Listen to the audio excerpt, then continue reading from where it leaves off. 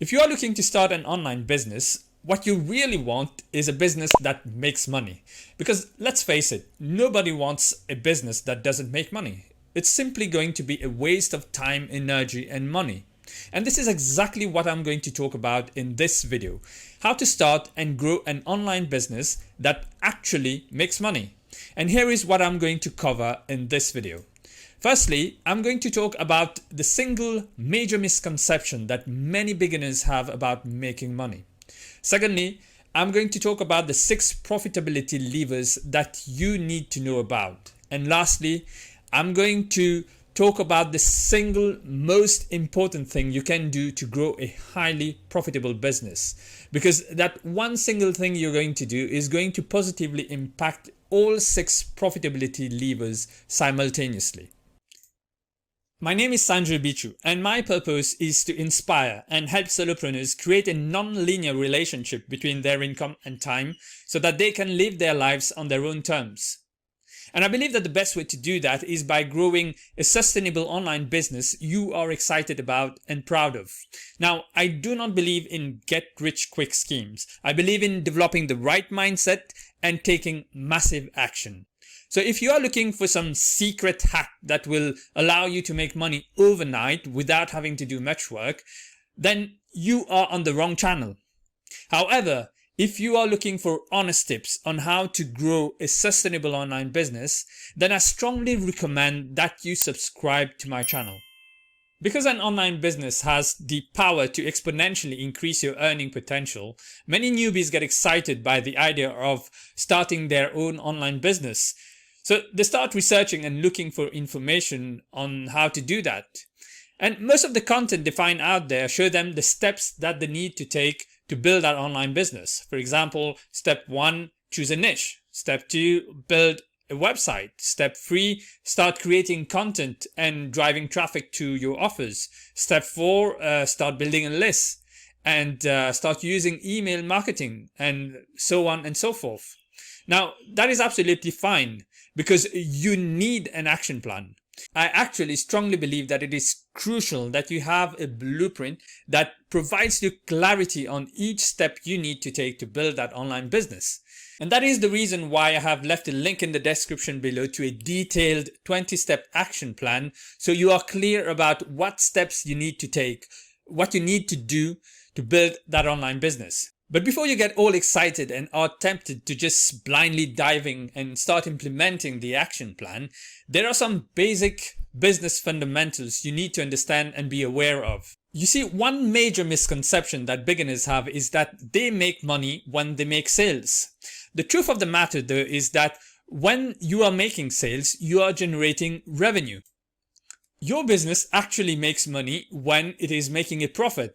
That is, when that revenue is covering your costs. And that is why 5, 6 or even 7-figure revenue businesses don't make money. Their revenue simply doesn't cover their costs and they don't generate a profit. For your business to generate a profit, it is very important for you to understand profitability levers. At the start of the video, I did mention that there are 6 profitability levers. Now, I'm going to ask you to please bear with me as I walk you through how I get to those 6 profitability levers. But before I do that, it is important for you to understand what a profitability lever is and why they are so important. Profit is an outcome over which you don't have direct influence. You just cannot go and say that tomorrow I'm going to make $100,000 in profit and it's just going to appear magically. It just doesn't work that way. Your profit is the difference between your revenue and your costs. You need to understand what elements of your business you can control that will influence that revenue and costs. These controllable elements are the profitability levers, which are going to determine the profit that your business is going to make at the end of the day. In a nutshell, instead of focusing your attention on the profit figure, which is just an outcome, you should focus on the controllables, on the profitability levers that determine that profit figure. So what determines your revenue is, number 1, how many customers you acquire, and number 2, how much revenue you generate from those customers. And what determines the costs that your business incurs is how much it costs you to acquire those customers and how much your overheads amount to.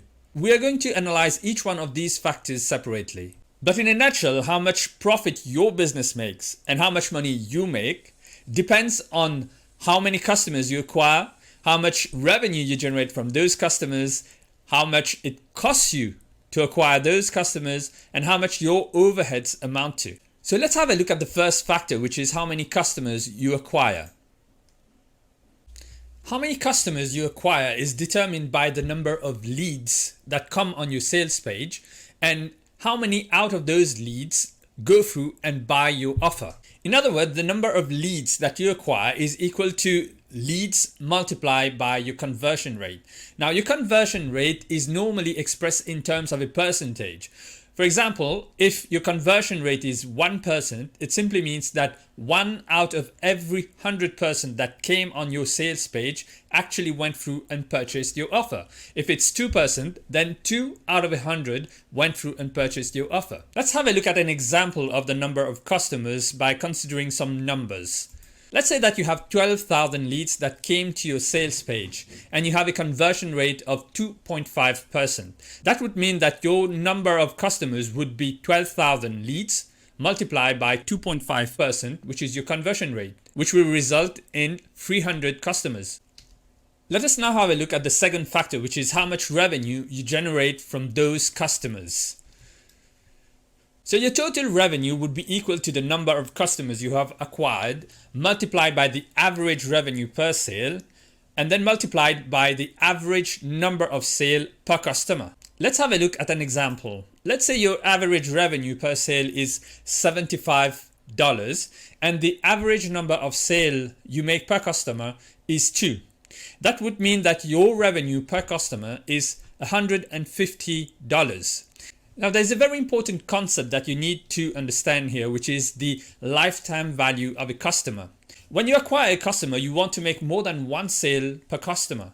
You want to keep on providing value and keep on selling to that person and keep on generating revenue from that one single customer. By doing so, you increase your revenue per customer. So coming back to the example, if your revenue per customer is $150 and you have 300 customers, then your total revenue is $150, which is average revenue per sale multiplied by the average number of sale per customer multiplied by the number of customers, which is 300 in our example, then your total revenue amounts to $45,000. Okay, so far we have looked at the two factors which determine revenue.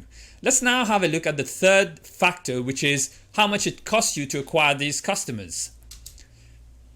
This is also known as the customer acquisition cost, which is calculated by taking the total dollar amount spent to acquire new customers divided by the number of new customers acquired. Now, the total dollar amount you spend to acquire new customers is determined by how much you spend to acquire leads and how much you spend to convert those leads into customers. So the total dollar amount spent to acquire new leads is the same as the cost to acquire new leads plus the cost of optimizing the conversion rate. Cost to acquire new leads would include your costs like your advertising costs. For example, your Facebook advertising costs or your pay-per-click on Google Ads. And your cost of optimizing conversion rate would include costs like copywriting or design costs. Let's have a look at an example. Let's say you are spending $20,000 on advertising to acquire new leads and you are spending $5,000 to optimize your conversion rate. You are spending on, for example, design and copywriting. So you are spending a total of $25,000 to acquire those 300 customers. So that would mean that your customer acquisition cost is those $25,000 divided by the 300 customers that have been acquired, which is equal to $83. And the last factor is how much your overheads amount to. Now, what are overheads? Your overheads are indirect costs. That is, these are costs that do not have a direct impact on the performance of your business. Now, because they are incurred whether or not your business is making money, they do not come into play when determining the profitability levers. For example, if you decide to rent an office space, once you have signed your rental agreement, the amount you pay as rent doesn't change. And you have to keep on paying rent whether or not you are making a profit. Once you have signed that rental agreement, that rent cost is out of your control and therefore cannot be considered as a profitability lever. Okay, now that we've had a look at both cost elements, let's consider an example. Your total cost is the sum of your direct costs and your indirect costs. Your indirect costs are your overheads, as we have already seen. If your overheads amount to $10,000 and your direct costs are $25,000, then your total cost is $35,000. Pretty straightforward, right? But let's have a look at direct costs. Your direct cost is the sum of the total cost of acquiring new customers plus your cost of goods. Now, your cost of goods is the cost of producing your product or service and getting it to your customer. Now, this mainly applies if you're offering a product or service. Now, to keep things simple, let's assume that we are running an affiliate marketing business, which is the business model I recommend beginners to start with. One of the major benefits of such a business model is that you do not have to produce any physical product, and therefore you do not have any cost of goods. And this is why I have put a 0 here. Another major benefit is that the vendor would have already optimized their sales page for conversion. This means that you do not have to worry about conversion optimization costs such as copywriting and design costs. Again, guys, if you want to get access to a step-by-step blueprint on how to start an affiliate marketing business, check out the link in the description below. Okay, let's now put all 4 elements together to determine how much money we are actually making. So if we continue with our example, we have acquired 300 customers and we have generated $45,000 from those 300 customers. Our total cost of acquiring new customers is $25,000.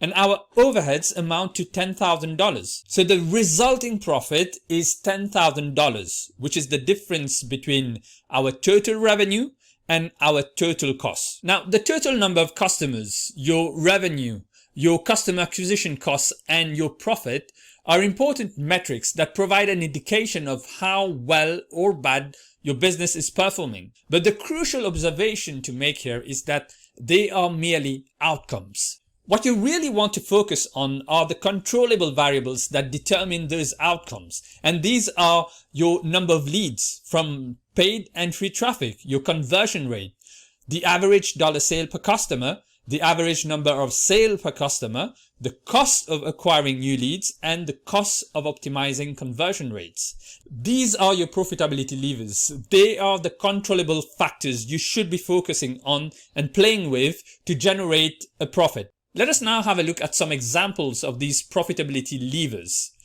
The first one is the number of leads. Can you influence the number of leads? Of course you can. You can increase your ad spend to increase your paid traffic, or you can create more content to get more free leads. You can increase your conversion rate by providing better customer service and by promoting products that provide value. You can increase the average revenue per sale by providing higher value products, or by simply increasing the price of your products. You can increase the average number of sale per customer, for example, by developing more products and offering those products to the same customers. Or if you're doing affiliate marketing, you can promote different products at each stage of the customer journey. You can influence the cost of acquiring new leads by, for example, focusing more on developing content that will bring in free leads than investing in paid advertising. And you can reduce the cost of optimizing conversion rate by, for example, writing your own sales copy rather than hiring a copywriter. You can also use tools like Canva, for example, to reduce your design costs. Again, guys, these 6 profitability levers are what you need to focus on because these are the factors that you have control over and which eventually will impact the profitability of your business and determine how much money you actually make. Now, there is one single thing that if you focus on is going to positively impact all 6 profitability levers at the same time and eventually have a major impact on the profitability of your business.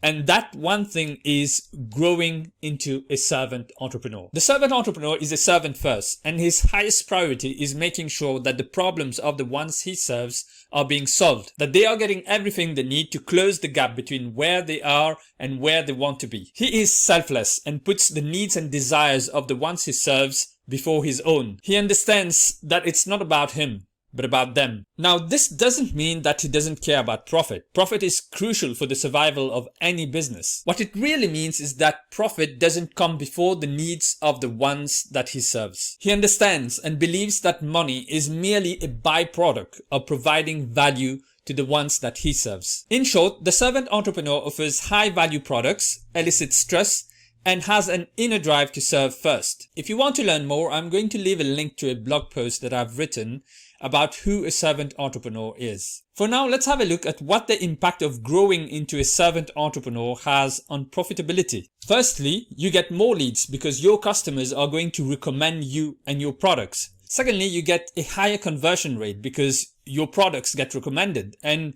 people are going to trust you more. You also get higher average revenue per sale because you can charge a premium price for your products and because the lifetime value of your customer increases. Your customers are also going to buy more often from you, which will result in higher average number of sales per customer. Your business is also going to benefit from lower cost of acquiring new leads. Because you are getting recommended and getting free word of mouth advertising, your business is going to benefit from lower cost of acquiring new leads. And finally, you are going to benefit from lower costs of optimizing conversion rates. Because your customers trust you more, they know what to expect from you, they know that they are going to get value from you, they will want to buy from you. This will increase your conversion rate at no extra cost. Now guys, more leads and higher conversion rate leads to more customers. Higher average revenue per sale and higher average number of sale per customer leads to more revenue. And lower cost of acquiring new leads and lower cost of optimizing conversion rate leads to lower customer acquisition costs. And the combined effect of more customers, more revenue and lower customer acquisition cost is an increase in profits. Guys, the servant entrepreneur is not simply my brand name. It is much more than that.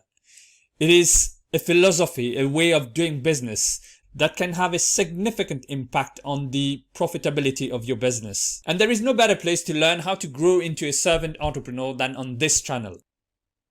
Guys, this video is actually the first of a series of videos that I'm going to make about how to grow a sustainable, serious, and real online business. In subsequent videos, I'm going to cover each step of the action plan to which you have access through the link in the description below. So guys, make sure to check the link in the description below and get started. So if you want to learn about every single step that you need to take to build an affiliate marketing business, make sure you are subscribed to the channel and turn on notifications so you don't miss any future videos. Guys, my objective is to provide you with massive value and helpful actionable tips. But for me to do that, I need your feedback. So please let me know what you are struggling with in your online business or any other topic that you would like me to create content about that would be of value to you. I would love to know what your biggest challenge is on your journey to starting an online business. Let me know in the comment section below. Thank you so much for watching, guys. I really hope that you've enjoyed the video, and if you have, I would really appreciate if you give it a thumbs up. And with that said, I will see you in my next video. Cheers.